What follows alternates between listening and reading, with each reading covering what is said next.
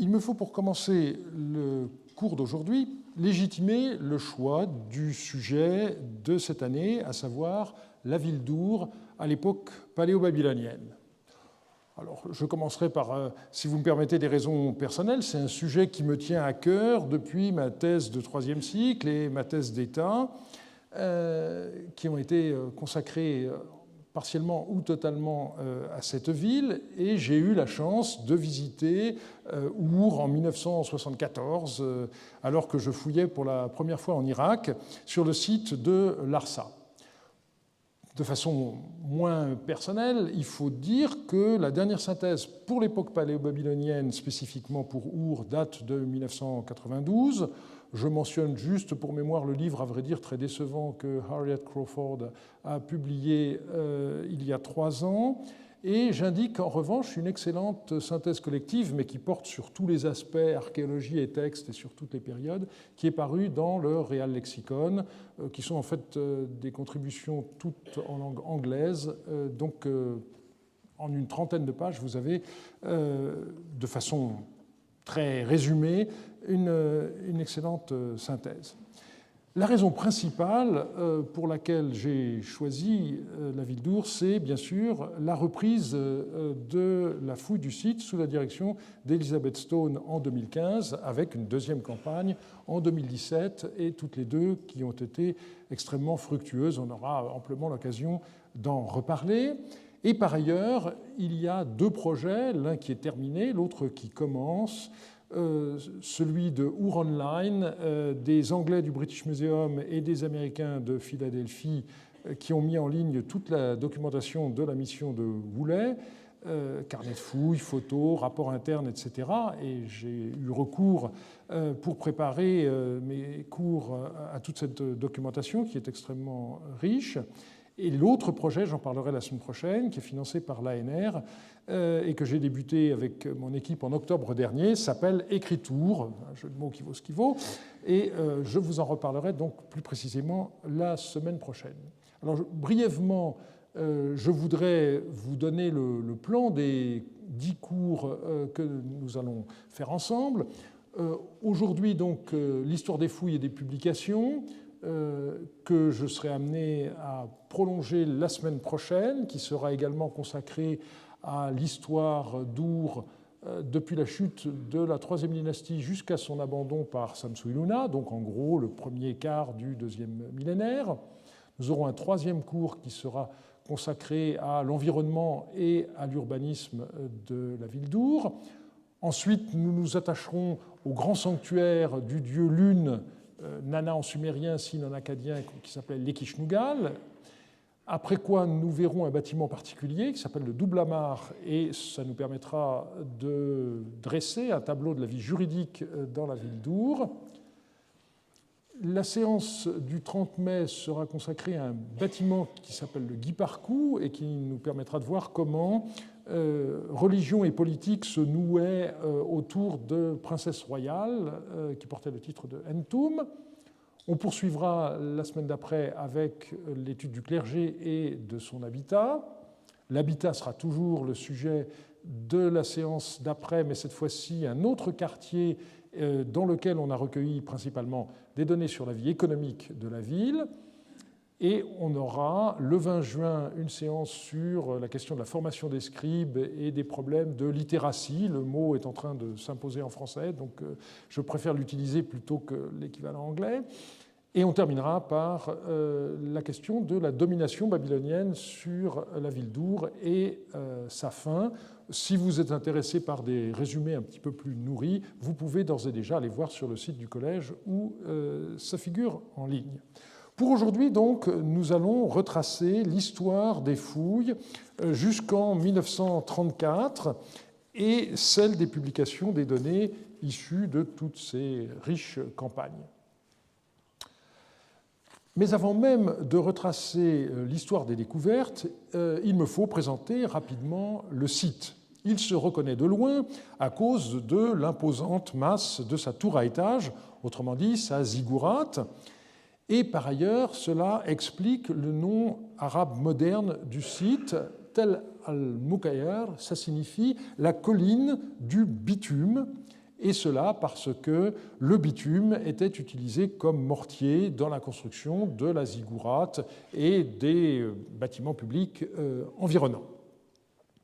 Le tel lui-même a une forme plus ou moins ovale, avec 1200 mètres de long sur à peu près 800 mètres de large et domine d'à peu près 20 mètres la plaine environnante. L'histoire des découvertes peut être retracée en 3 phases. Les préliminaires de 1854 à 1919, puis les 12 campagnes de Woolley de 1922 à 1934, et la dernière partie du cours d'aujourd'hui sera consacrée à une présentation des principales publications issues de ces fouilles, et on terminera cette historique dans la première partie du cours de la semaine prochaine avec la 3e phase, c'est-à-dire la reprise des fouilles depuis 2015 et en même temps donc la présentation de ce projet écriture. Le premier explorateur occidental qui mentionne le site d'Our, c'est Pietro della Valle dans la deuxième moitié du XVIIe siècle, et il a fallu attendre 1853 pour que des fouilles soient entreprises. Elles sont dues à John Taylor, qui était à l'époque vice-consul britannique à Bassora. C'était l'époque des débuts de l'archéologie orientale, donc le fait de diplomates, de militaires ou de religieux, c'était à peu près ça la personnalité des pionniers. Et sur le site d'Our Online, on trouve cette description de la campagne de Taylor. Il mit l'accent sur la ziggourate et découvrit des cylindres d'argile inscrits ainsi que des briques portant l'empreinte d'inscription qui permirent à Rawlinson d'identifier Tel al-Mukayyar comme la ville légendaire connue comme Our en Chaldée, selon la tradition patrie du patriarche biblique Abraham. Dans cette notice, on ne trouve pas mention des archives privées qui ont été découvertes par Taylor dans ce qu'il a appelé Tomb Mound, le mont des tombes, une partie du site désignée plus tard par Woolley comme EH. Taylor pensait avoir affaire à un grand cimetière parce que dans cette zone du site, il ne découvrait que des tombes. Ce qu'il ignorait, c'est qu'à l'époque paléo-babylonienne, on avait des caveaux funéraires sous le sol des maisons. C'est ce que par la suite Woolley a découvert, mais à cause de l'érosion, dans la zone où il se trouvait, le rez-de-chaussée des maisons avait disparu et il ne restait que les caveaux en sous-sol. Et c'est là qu'il a fait une découverte intéressante. Au fond de la voûte décrite ci-dessus, je trouvais, près des fondations, une petite tablette d'argile crue inscrite, et je dégageais, à seulement 2 pieds sous la surface, environ 30 petits ou grands fragments du même type. Étant si proches de la surface, ils étaient naturellement très mal conservés. Et l'on possède dans les archives du British Museum une lettre de Rawlinson aux trustees du British Museum qui prouve que ces tablettes ont bien été envoyées au British Museum. Il écrit « La collection de briques, tablettes et cylindres qu'il a emballés pour le transport en Angleterre promet d'être d'un grand intérêt. » Mais c'est là qu'un malheur est arrivé. Les objets envoyés par Taylor à Our, à l'arrivée au British Museum, ont été mélangés avec d'autres découvertes exactement au même moment par Loftus sur un site qui n'était pas très éloigné, une trentaine de kilomètres, Telsifre, l'ancienne Koutala. Et donc elles ont été enregistrées ensemble comme provenant de Telsifre au British Museum, et c'est cet ensemble d'une centaine de tablettes qui a été publié pour la première fois par Strassmayer, avec une erreur supplémentaire, puisque Strassmayer avait indiqué que ces tablettes provenaient de Warka, c'est-à-dire de la ville d'Uruk. Notez au passage que 1882, c'est la date donc de la première publication de tablettes d'époque paléo-babylonienne.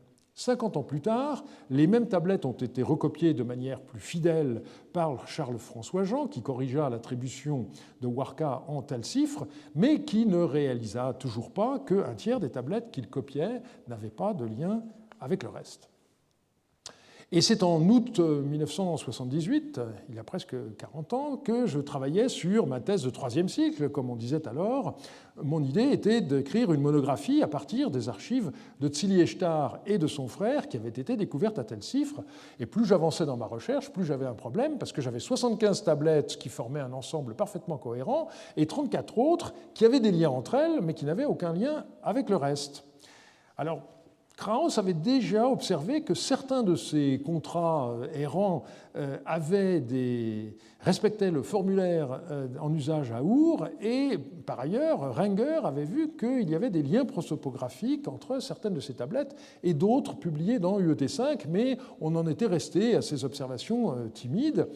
Et moi, j'étais là à me demander ce qui avait bien pu se passer. Est-ce que c'était des textes rédigés à Our qui auraient été transportés à Tel-Sifre? Et puis, finalement, j'ai compris que c'était bel et bien des textes rédigés à Our. Et en faisant quelques recherches, ce qui n'était pas si facile aujourd'hui que de nos jours, où tous les documents sont disponibles sur la toile, j'ai fini par mettre la main sur le rapport de Taylor dans le Journal of Royal Asiatic Society de 1854. Et j'ai fini donc par avoir la certitude qu'il s'agissait bel et bien des tablettes découvertes par Taylor à Our. Et mon livre, publié en 1980, a reçu un accueil très positif. Avec le recul, je regrette simplement le sous-titre « Étude des documents de Tel-Sifre ». Il aurait mieux valu sous-titrer le livre « Étude de documents d'Our et de Koutala, Tel-Sifre ». Ça aurait été plus clair, mais c'est fait. On poursuit donc ces premières campagnes avec ce qui s'est passé juste après la Première Guerre mondiale. Les fouilles ont repris à Our grâce au British Museum. Dans un premier temps, c'est Campbell Thompson qui a fait ce qu'il appelle des test excavations pendant environ une semaine, mais il s'est surtout intéressé au site d'Eridu voisin sur lequel nous reviendrons dans le troisième cours. Et une année plus tard, Hall a également fouillé à Our, et à ce moment-là, il a pu bénéficier de la main-d'œuvre fournie par 70 prisonniers de guerre turcs, et il a fouillé notamment dans le quartier que Woolley a appelé par la suite EM, et il a décrit ces découvertes de la façon suivante. Le 19 février, davantage de tablettes ont été trouvées à côté d'un mur en briques cuites, y compris une particulièrement jolie, donc numéro 113 915, qui est maintenant au British Museum, et qui contient une série de présages dérivés de l'observation du vol des oiseaux. Et c'est un texte qui date des environs de 2000 avant Jésus-Christ. D'autres tablettes, au même endroit, contenaient des prescriptions médicales, des documents administratifs et juridiques de la même période. La tablette en question a été publiée par Weisberg en 1969 seulement, et c'est ce qu'on appelle un précurseur de la série Shumma-Alu. Et plus de détails ont été donnés sur la découverte par Irving Finkel dans sa contribution au mélange Lambert paru en 2000. On peut mentionner ici un lot du British Museum qui est un réel trésor dont le présent auteur, donc Finkel, prépare actuellement la publication, à savoir les tablettes médicales d'époque Isin Larsa mentionnées par Hall dans A Season's Work at Our, paru à Londres en 1930, page 173. Ces tablettes donc contiennent de nombreuses graphies explicites et sont purement thérapeutiques. Il n'y a pas la moindre trace de magie dans les textes identifiés. Donc Finkel ici ne parle que des textes médicaux et pas des documents d'archives trouvés en même temps. Malheureusement, 18 ans plus tard, ces textes sont toujours inédits. Revenons au passé et à la période majeure de cette histoire, à savoir les 12 campagnes de Woolley entre 1922 et 1934. Alors rétrospectivement, on se dit que Woolley a eu beaucoup de chance. Il faut savoir qu'au départ, ce n'était pas du tout son choix. Our fut un pis-aller. Il aurait aimé reprendre la fouille de Carchemish qu'il avait entamée avant la Première Guerre mondiale, mais le malheur, c'est qu'à la suite de la guerre, eh bien, la frontière nouvellement créée entre la Turquie et la Syrie passait à travers le site coupant entre la ville haute et la ville basse. Et donc, il s'est rendu sur place peu après la fin de la guerre et il s'est rendu compte qu'il n'y était pas possible de reprendre les fouilles.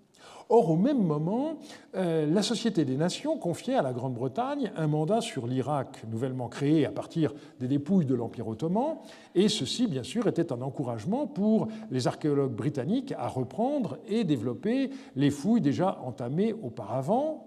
Par ailleurs, la loi des Antiquités autorisait alors le partage des objets découverts entre l'Irak et les expéditions qui menaient des fouilles.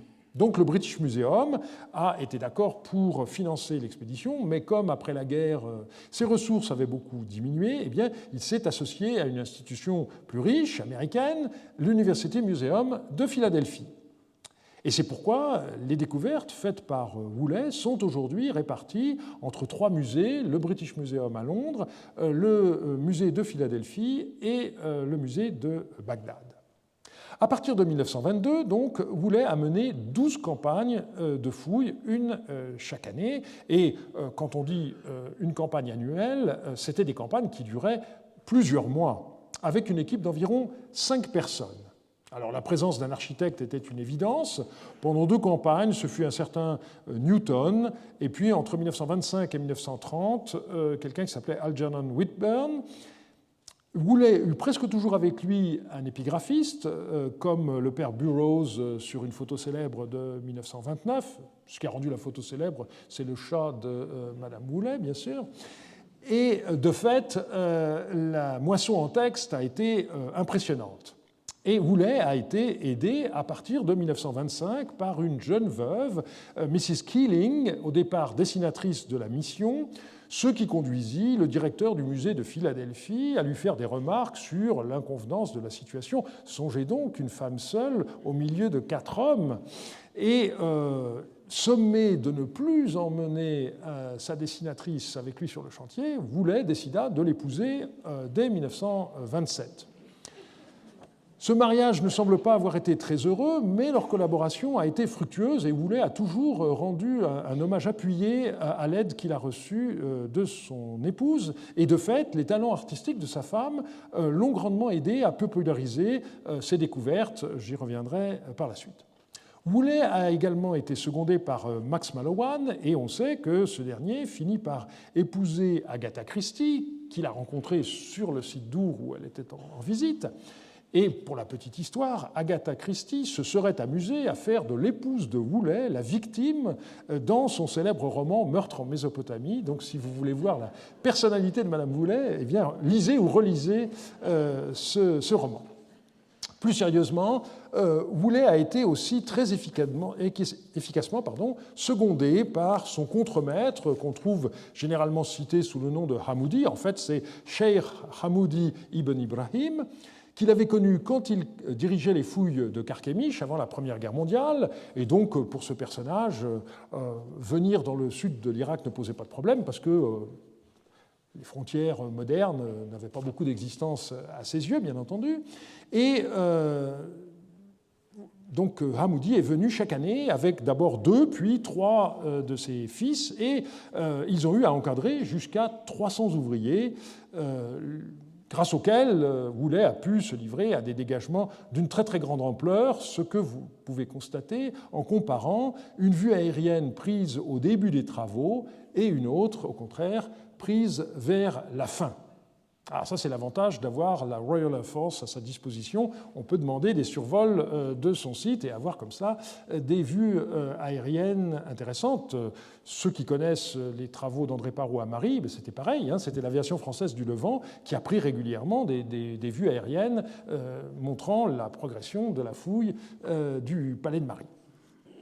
Il est assez difficile de résumer chronologiquement les fouilles de Woolley dans la mesure où de nombreuses opérations ont duré plusieurs campagnes, certaines étant parfois menées en parallèle.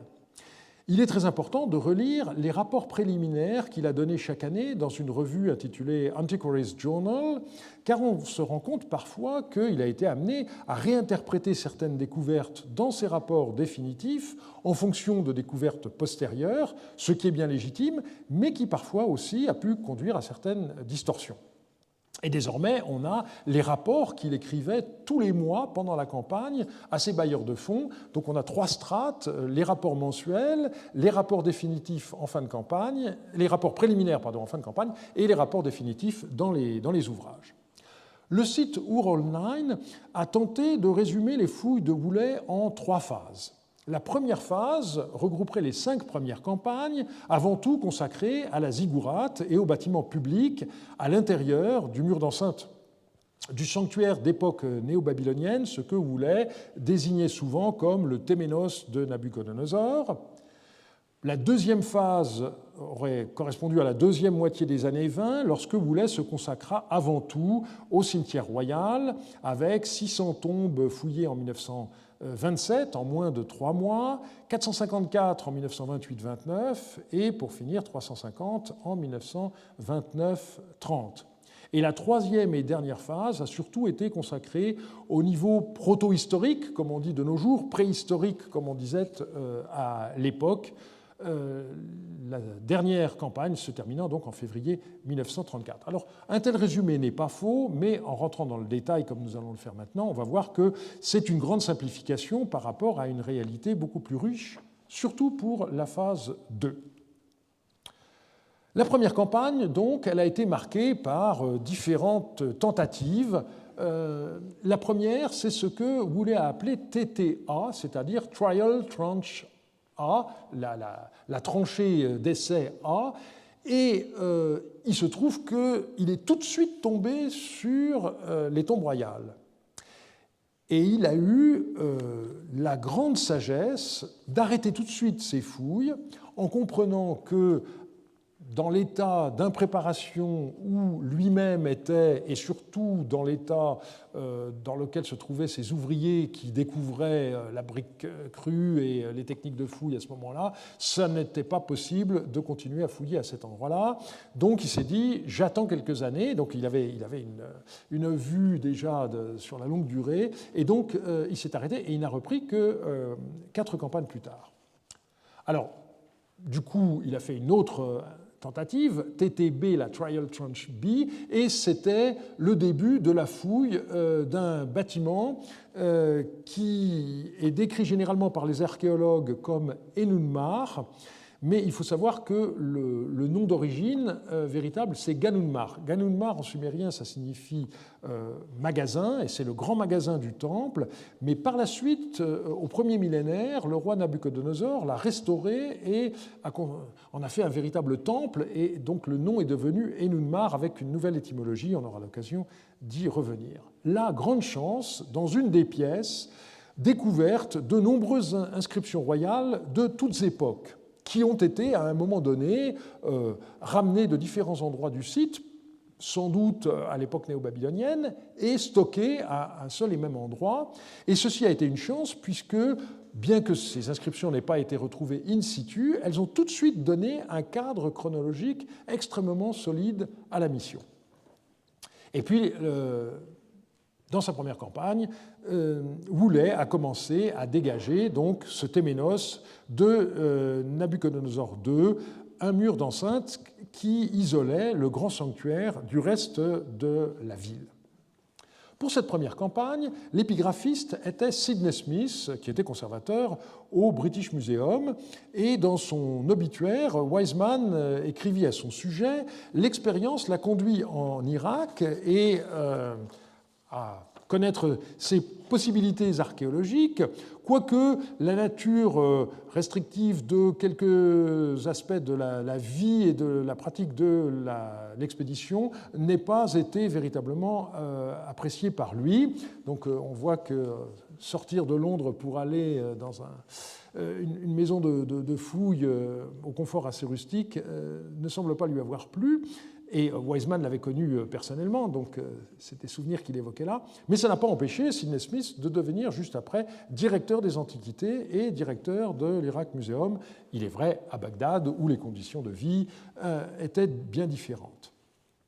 Deuxième campagne, 1923-1924, essentiellement consacrée au site voisin de Tel Obeid, dont on reparlera dans le troisième cours. Et le reste de la campagne a été consacré essentiellement au dégagement de la ziggourate et de l'espace attenant au nord-est que Woolley désignait comme la cour de Nana. L'épigraphiste pour cette deuxième campagne a changé. Il s'agissait de Cyril Gad, lui aussi conservateur au British Museum. Et dès 1928, Gad a publié, avec la collaboration de Legrain, de Sidney Smith et de Eric Burroughs, le premier volume de la série Ur Excavation Text, série dont il a été l'éditeur jusqu'à sa mort en 1969. Et il a publié en 1929 un livre qui s'appelait Histoire et monuments d'Ur. La troisième campagne a eu lieu en 1924-25 avec la poursuite des travaux de dégagement de la ziggourate et de la cour de Nana. Il s'agit d'ensembles monumentaux gigantesques, donc avec des problèmes de déblaiement et d'organisation du travail tout à fait considérables, bien sûr. Et c'est aussi à ce moment-là que le bâtiment, qui s'appelait dans l'Antiquité Double Amarre, a été fouillé. Et c'est là où Woolley a fait une découverte extraordinaire pour l'époque de la troisième dynastie d'Ur, car dans une des pièces, sous le sol d'époque cassite, eh bien, Woolley a découvert un nombre considérable de tablettes qui dataient de la troisième dynastie d'Ur, et il décrit lui-même en disant qu'il a retrouvé jusqu'à 5 à 6 couches de tablettes soigneusement empaquetées ensemble, et il nous dit comme si elles étaient tombées des étagères dans lesquelles elles avaient été stockées, alors qu'en réalité, ce sont des tablettes qui ont été mises là pour faire un remblai et recouvertes donc par des dalles au moment où on a rehaussé le sol de la pièce. Mais donc ça a été des centaines et des centaines de tablettes qui ont été retrouvées ainsi dans ce bâtiment. Et pour la première fois, Woolley a montré dans son rapport de l'enthousiasme pour le travail de son épigraphiste. Cette fois-ci, c'était le père Léon Legrain. Pour le côté épigraphique du travail, je m'étais associé le docteur Léon Legrain de l'University Museum, donc de Philadelphie, à l'aide duquel je dois plus que je ne puis dire, même dans le présent rapport préliminaire, il sera clair à quel point nos découvertes ont gagné en intérêt et en valeur grâce à son étude des inscriptions. Et de fait, Legrain devait publier la quasi-totalité des textes d'Ur III découverts à ce moment-là, soit 1800 tablettes, dans le double volume de UET 3, les planches étant publiées en 1937, les index et le catalogue 10 ans plus tard. La quatrième campagne, en 1925-26, a conduit d'abord à la fouille d'un bâtiment au sud de la ziggourate qui s'appelait le Guipar. C'était un bâtiment qui contenait à la fois le temple de la déesse Ningal et la demeure de la prêtresse Entum. Nous aurons un cours entier sur ce bâtiment et ce qu'il représentait. Il a fouillé également des maisons d'époque post-paléo-babylonienne, d'époque cassite et post-cassite.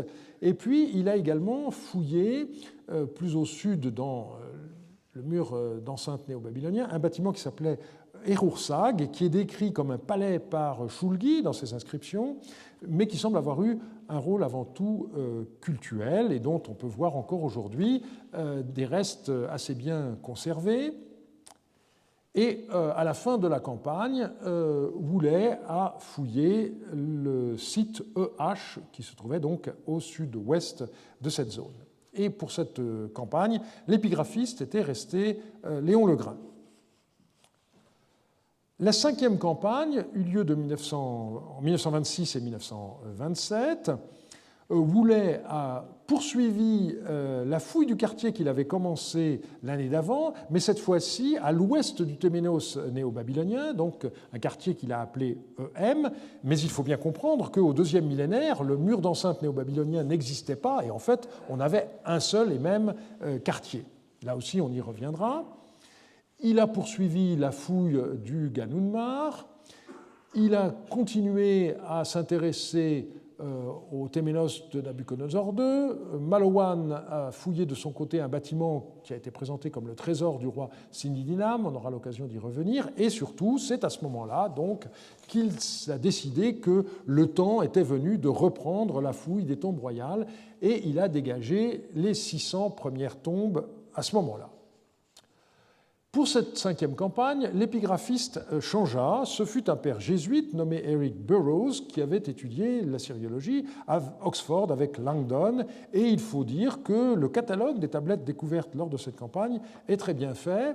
Et, chance pour nous, Burroughs est revenu pour les 6e, 7e et 8e campagnes. Donc ça a été l'épigraphiste qui a collaboré le plus longtemps avec Woolley. 6e campagne en 1927-28, suite des tombes royales, avec des objets précieux dont je ne vous montrerai que quelques-uns, mais qu'il est facile de voir. Mais comme ce sont des objets du 3e millénaire, ils sont antérieurs à la période à laquelle ce cours sera consacré, donc de la vaisselle en or, des objets artisanaux absolument extraordinaires comme ce bouquetin debout sur un arbre, et puis bien sûr, j'y reviendrai tout à l'heure, les fameux instruments de musique trouvés dans ces tombes. Les découvertes effectuées par Woolley lors de cette campagne ont été tellement riches que lorsqu'il a envoyé un télégramme à ses sponsors, les directeurs du British Museum et du musée de Philadelphie, eh bien, il a eu un problème parce qu'il utilisait les services du télégraphe de Nasrieh, la ville voisine, et il avait peur que le bruit s'évente. Et donc, pour ne pas risquer de tenter des gens qui auraient eu connaissance du contenu de son télégramme, il a décrit ses découvertes en latin. Là aussi, autre temps, autre mœurs. Hein. Et puis, cette campagne a été également consacrée à la suite du dégagement de ce qu'il appelait donc la cour de Nana.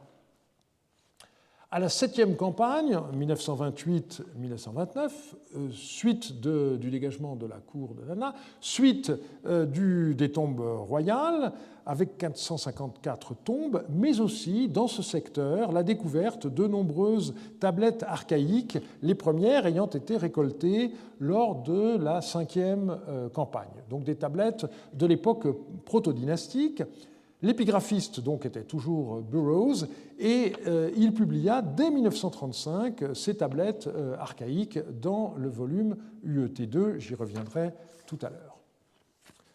La 8e campagne eut lieu en 1929-30, suite des tombes royales avec 350 tombes, une étude stratigraphique avec le sondage F, une étude plus détaillée du plan du temple de Nana, et puis également l'étude du temple d'Enki, des fortifications et de la zone du port. Et l'épigraphiste fut pour la dernière fois Burroughs.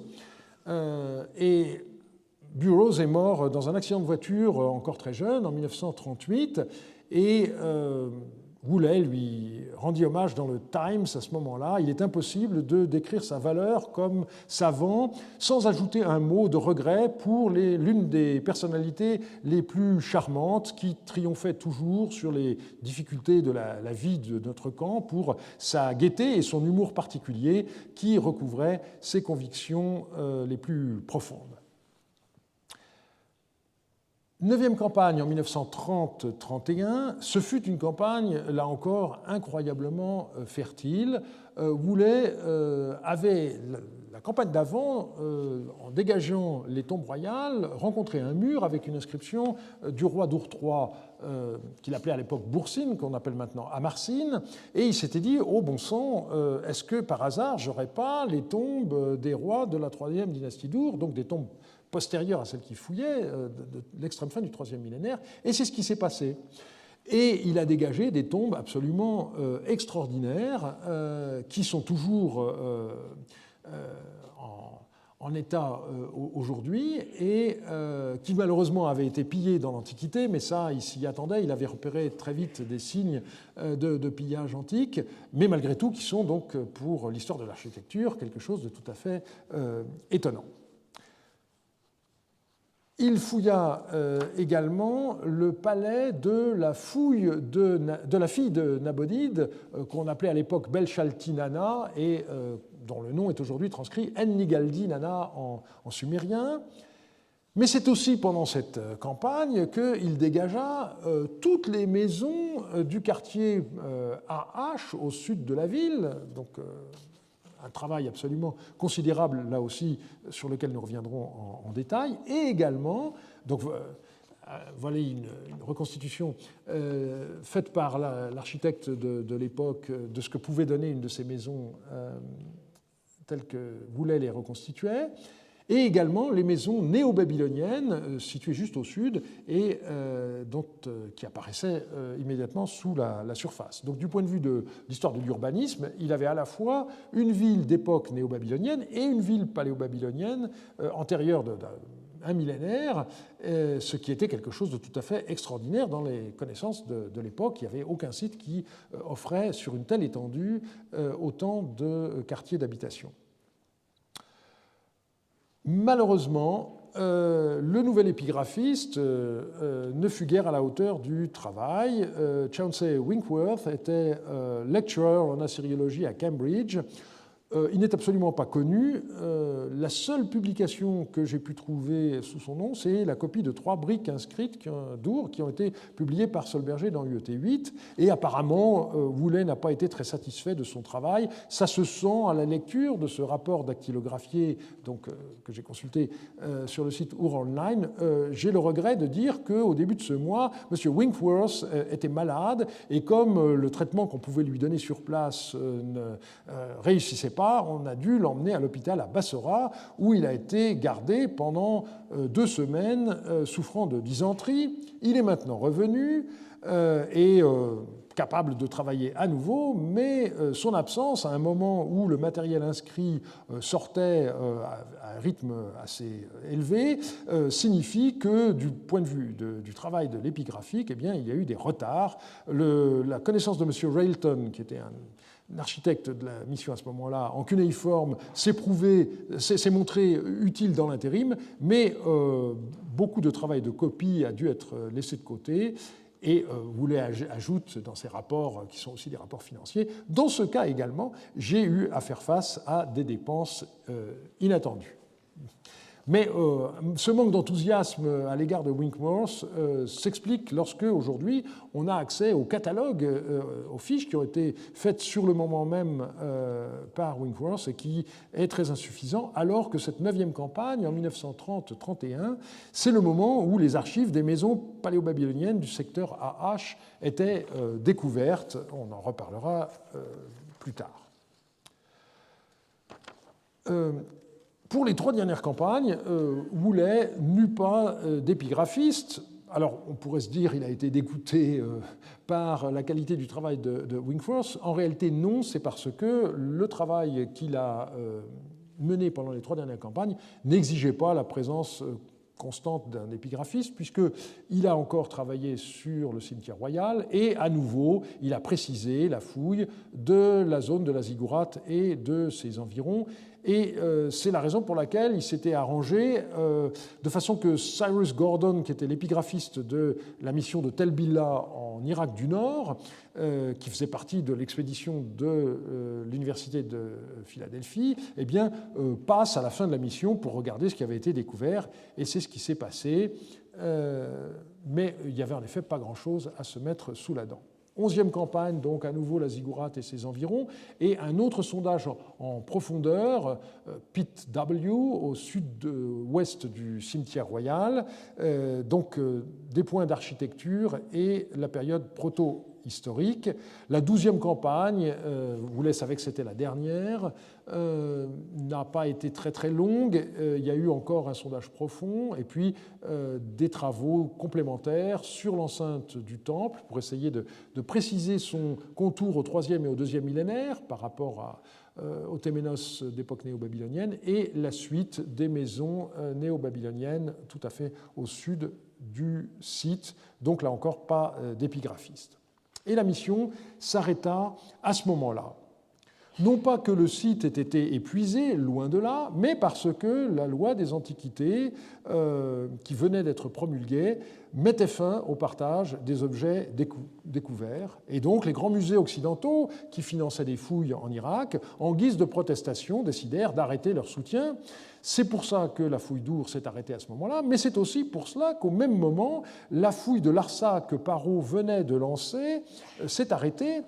Le musée du Louvre ne voulant pas continuer à financer à fond perdu une opération de ce genre. Et pour Parrot, ça a été la chance de sa vie, puisqu'il était en quelque sorte au chômage technique au moment où le site de Marie a été découvert. Et là encore, ça a été l'affaire de sa vie. Et il faut préciser que la loi des Antiquités dans la Syrie sous mandat français avait conservé le partage. Et donc, à partir de 1934, Woolley a consacré les années suivantes non seulement à la publication de ses travaux à Our, mais aussi à la fouille d'un nouveau site, Tel Hatchana, l'antique Al-Alar, qui se trouvait à l'époque en Syrie, avant que la France n'organise le référendum qui aboutit à rattacher cette région à la Turquie, mais ceci est une autre histoire. Je passe donc à la question des publications. En commençant par indiquer que les méthodes de fouille de Woolley étaient celles de son temps.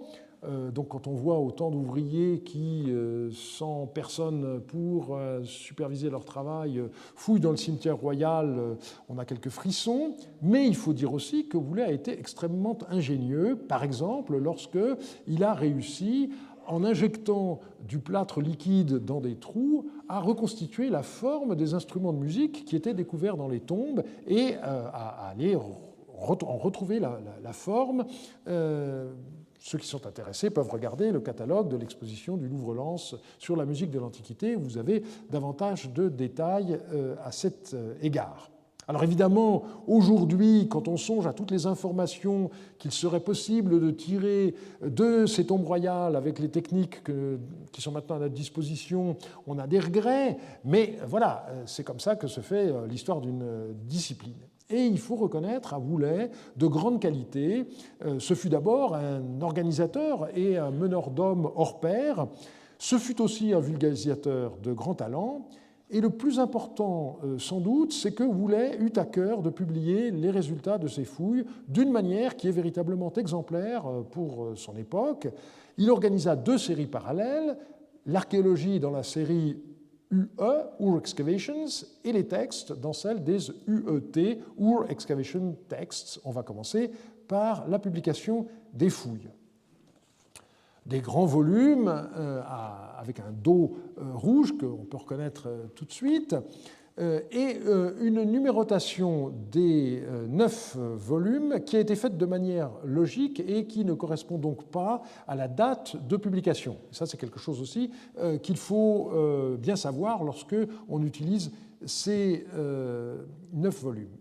5 ont été publiés du vivant de Woolley et les 4 derniers après sa mort en 1960, mais il en avait achevé la rédaction. Alors la qualité d'édition des volumes posthumes est variable, le pire étant le volume 6 consacré à l'époque de la 3e dynastie d'Our, parce que dans ce volume, la numérotation des pièces de certains bâtiments n'est pas identique dans le texte et dans les planches, sans que ce soit indiqué au lecteur et sans qu'une concordance soit donnée. Et heureusement maintenant, un étudiant de Munich postdoctorant de Munich a réussi à retrouver la clé et du coup ça permet de réinterpréter beaucoup de choses.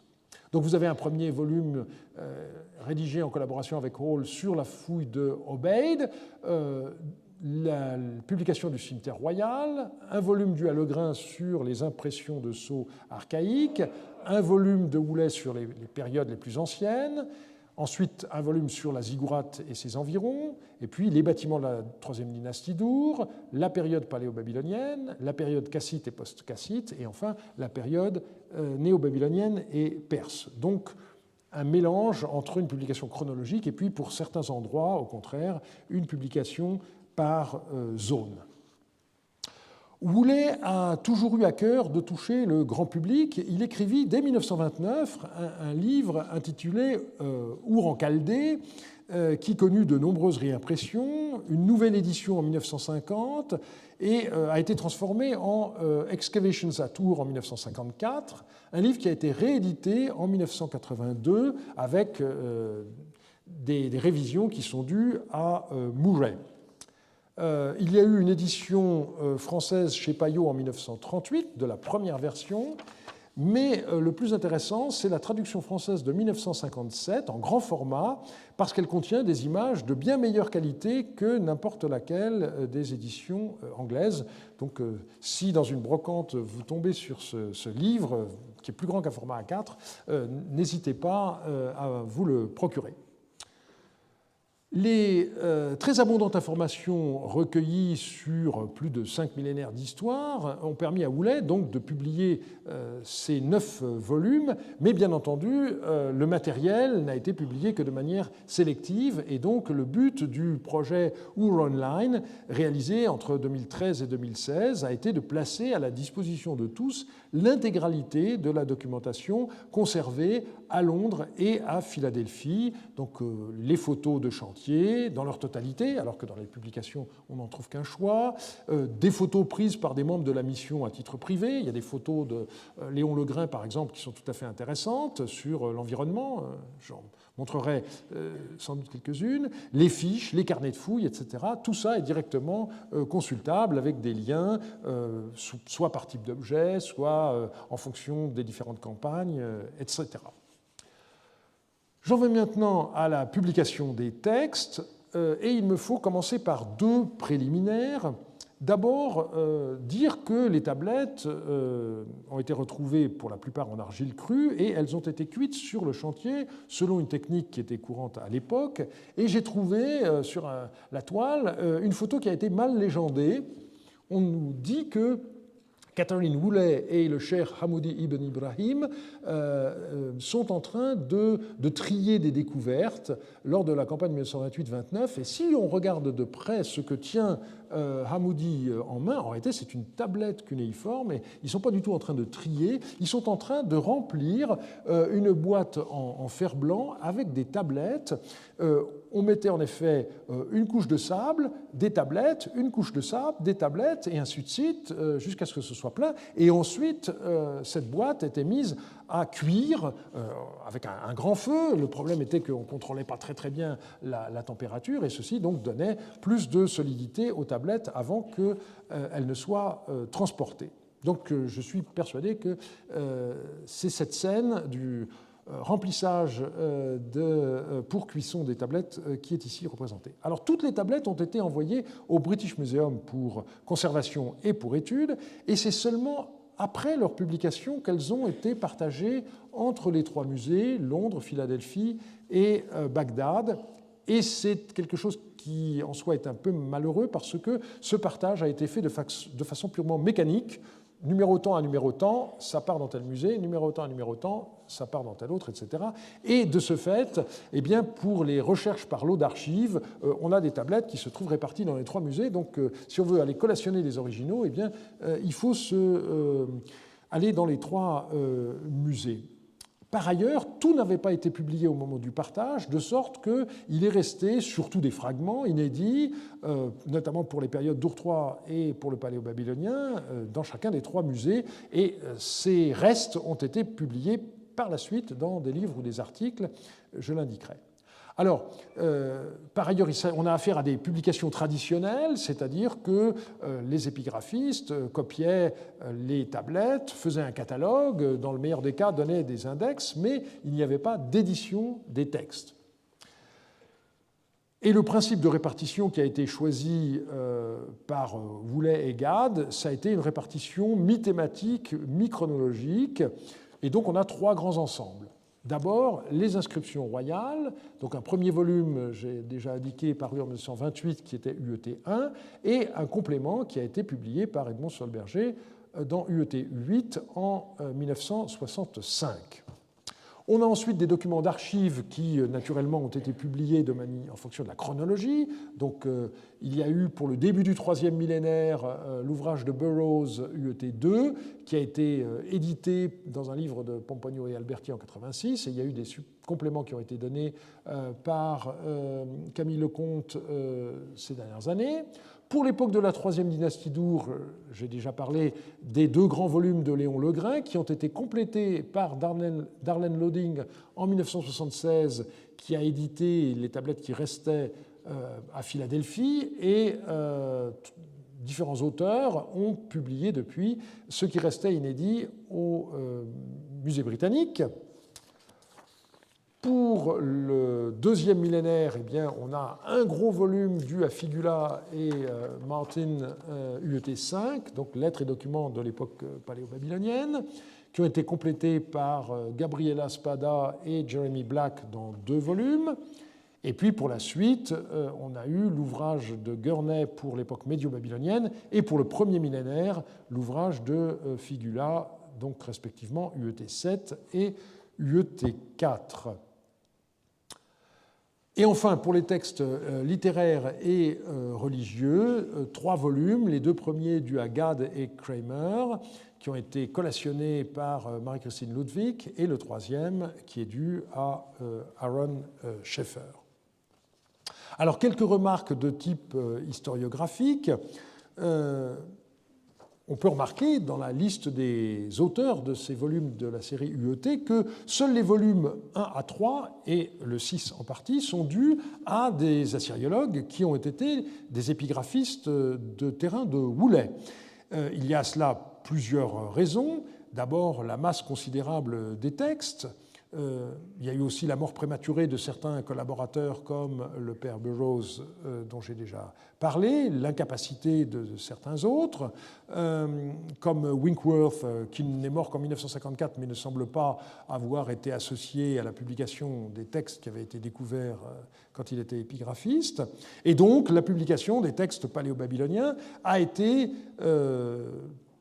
et pas seulement eux d'ailleurs, a été confié souvent à des conservateurs du British Museum, comme Figula, qui a copié les tablettes de UET4 et UET5, ou à d'autres savants en fonction de leurs compétences.